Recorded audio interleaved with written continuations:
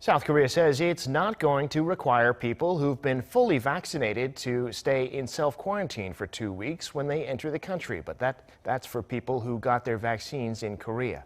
The government's also working to speed up the release of South Korea's own locally made vaccines within this year.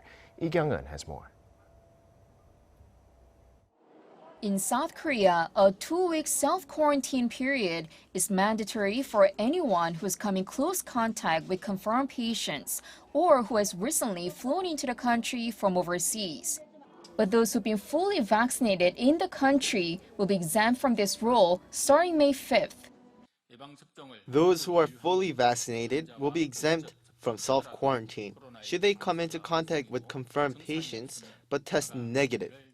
Also, those vaccinated won't have to self-quarantine after visiting other countries if they test negative and have no symptoms. However, they will still have to report their health conditions to authorities every day and get tested twice during the 2-week period. And the measure applies only from 2 weeks after vaccination, as this is when people have fully established antibodies. And 2 weeks of quarantine are still required for those who visited countries with high risk from variants like South Africa, Brazil, and India, and those who have vaccines not approved by South Korean authorities like Russia's Sputnik V.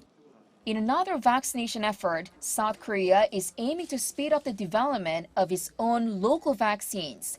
The government is currently conducting clinical trials of 5 local vaccine candidates, 2 of which are set to head into phase 3 in the next half of the year.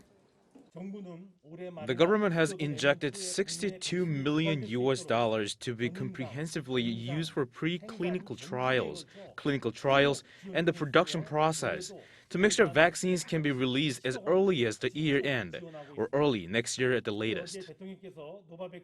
If it goes as planned, South Korea will be able to produce its own vaccines as well as making vaccines developed by foreign drug makers on consignment. Kyung-eun, Arirang News.